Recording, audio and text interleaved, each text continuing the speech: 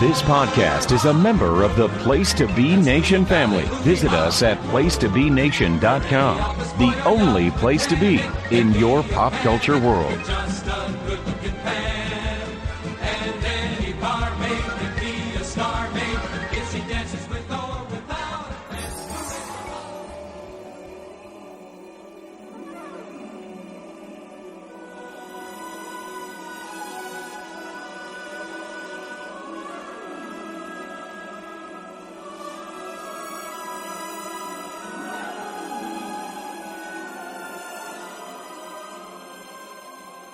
Place to Be Nation, welcome back to another edition of the movie review of the day here on the Pop Experience. I am Steve Riddle, back again for another go-around, and today we're going to be going back to the 1980s as I begin a little trek here, covering a specific director, I guess I should say. Obviously, anyone who knows me knows I love animation and knows that I love, mainly love Disney, but do try to cover, do love other studios, as it were, and I want to cover a studio that kind of has gotten forgotten a little bit in the annals of animation, considering that when they came around, they were, I guess you could say, one of the biggest competitors for Disney, considering that the majority of the staff here came from Disney, and the gentleman I'm referring to specifically is one Dom DeLuise. Of course, for those that remember, he did start at Disney, helped out with a couple of films, mainly in the 70s, but then eventually would go on to break off and form his own studio. So I will be covering his entire catalog, mainly films that he directed.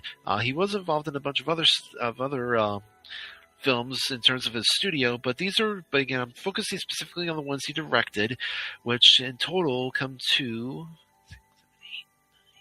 11 films. So we'll be covering all. So I will be covering all of them, and we will of course start with his very first film, which is one that I've always actually wanted to see. It was one that I didn't watch, when I was little because I thought it was because I probably thought it would have been too scary. And that film I'm going to be talking about today is The Secret of NIMH. It was released on July 2nd, 1982. Budget $6.3 to $7 million to a box office return of $14.7 million.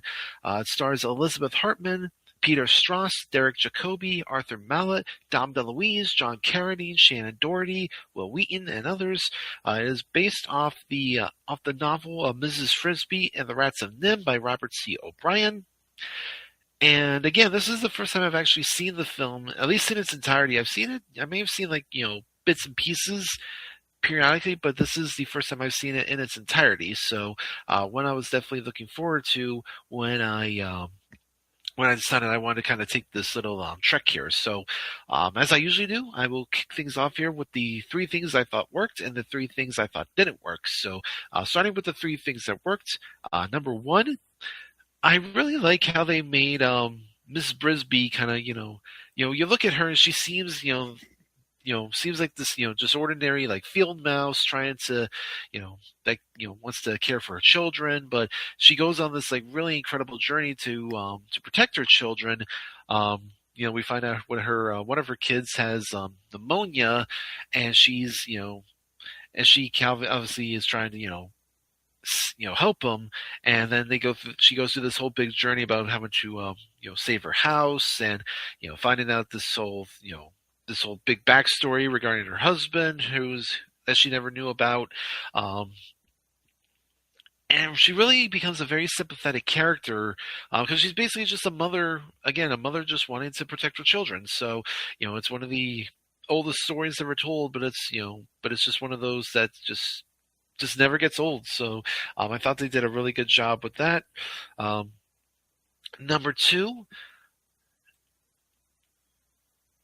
the interesting route they take to kind of explain what NIMH is, because that's obviously the big thing. It's like, what is NIMH? What's, because it's even in the name of the title, The Secret of NIMH. And of course we find out that it's actually you think of it first as this like big like mystery, like world that you never heard of. But eventually we find out, of course, that NIMH is actually short for the National Institute of Mental Health, where we find out that's where all these rats that live on this farm have been experimented on, and eventually have gained all their abilities, like the ability to talk, their ability to produce electricity and everything, come from this institute. And they do a really good job, I think, really kind of establishing that, this is a place that seems kind of, like a good place, but we kind of learn isn't. So, so again, I like the little ambiguity with that, and kind of establishing that. And then 3, obviously with a film like this, given that it's, really, kind of dark and very, a lot of tension with it, you need some comic relief in it. I think the character of Jeremy the Crow provides a lot of that, and obviously a lot of that I think is due to the person that voices him, Dom DeLuise, who we'll see becomes a fixture in these Don Bluth films. He becomes one of Don's go-to guys. In terms of voice actors, and he's also he does do Oliver and Company with Disney, but he is mainly kind of, I think, best known for being in the Don Bluth films. So, but yeah, Jeremy's just he's a clumsy crow who obviously means well, and can kind of get on obviously as we see he gets on Mrs. Brisby's nerves pretty often, but he's obviously got a good heart, and he cares about Miss Brisby and eventually her children. So I think he's definitely a good, nice little character of levity that we get throughout this film, particularly when we get like all the dark and scary parts of it. So, all right, and now for the 3 things that I thought didn't work. And again, these aren't really kind of involved. These are kind of more behind the scenes stuff. So that's kind of more than the film, because the film itself, actually, there's not much that didn't work. So, but we will talk about that, obviously. Number 1, if you notice in the film, the main character's name Mrs. Brisby, but in the novel, her name is Mrs. Frisbee. That's with an F. And I know, obviously, again, they do some creative licensing to change things up, but I don't know why they had to feel the need to change the name to Brisby and not Frisbee. Maybe just because Frisbee sounds more, when you think of Frisbee, you think of the thing the thing you play with. Again, one of those like little minor things that you kind of really did they have to do that? But again, it's not. I think obviously when people think of it's funny because I think people who watched the film that never heard of the novel probably thought that Brisby was the real name, and then when they read the novel and realize her name is Frisbee, they kind of get confused a little bit. So, again, just one of those minor little things there. Number 2, I know obviously this is all focused on the mice and the rats and everything, but I feel like we don't get a lot of the humans.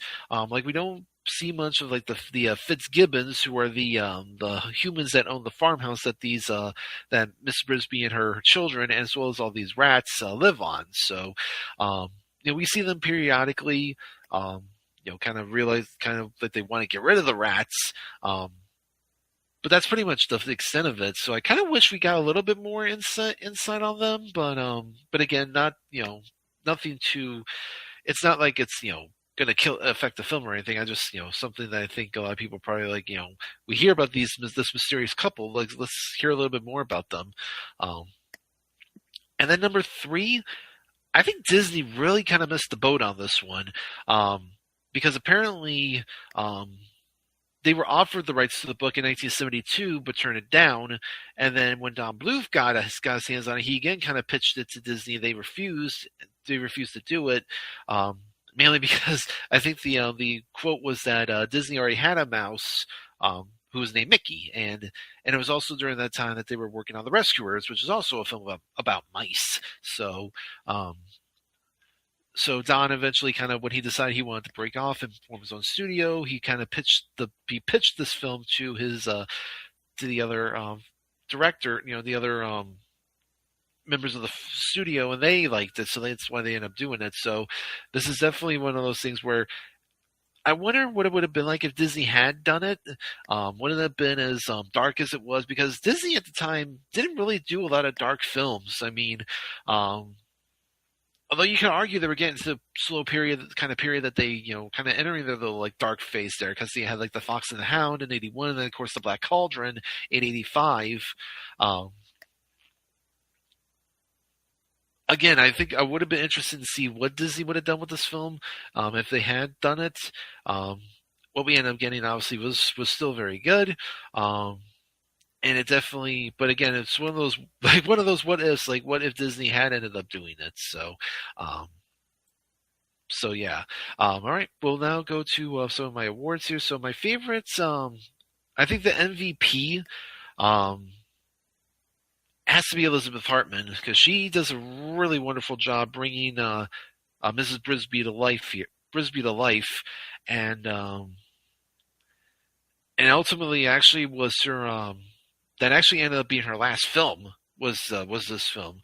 It was her only animated role, but then so this was released in '82, and unfortunately in '87 she unfortunately killed herself. So. Someone who kind of, was a big, kind of a big star in the 60s and 70s, never really hit the next level, and then ultimately, sadly took her own life because of it. So very, very unfortunate for that. But I think she does, again, she's tremendous as Ms. Brisby, and she does a really good job in bringing that character to life. So I think she's definitely worthy of my MVP. My favorite character, I think, is definitely, it does have to be Jeremy. Like I said, he does bring a lot of nice little levity to the film. And it's, just such a, goofball that, that he's, he's just, he's just trying to, find his mate and just annoy Mrs. Brisby as much as possible. But, so I think that my least favorite character, I kind of have to go with Auntie Shrew. She's definitely she's kind of like that old grouchy, like, get off my lawn kind of person. Again, definitely. I mean, she means well because she clearly cares about Mrs. Brisby and the children, but she can be a bit annoying at times, especially during the point where Jeremy's trying to explain what's going on, but Miss Brisby is so focused on tying him up that she completely ignores what he says. So I had to kind of bring that up. Favorite scene? I think it has to be the final fight between Justin and Jenner, the villain.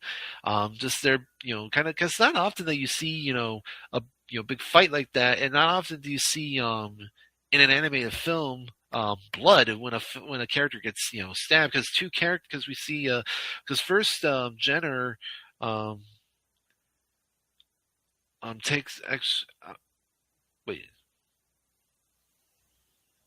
Yeah, Jenner had at first wounded his accomplice there, Sullivan, and we see like the blood on the slash, and then when Justin stabs Jenner, we see a bit of the blood there as well. So that's pretty.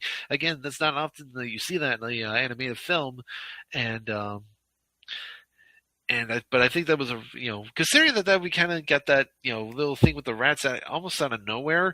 The fact that we do get such a nice little fight out of it.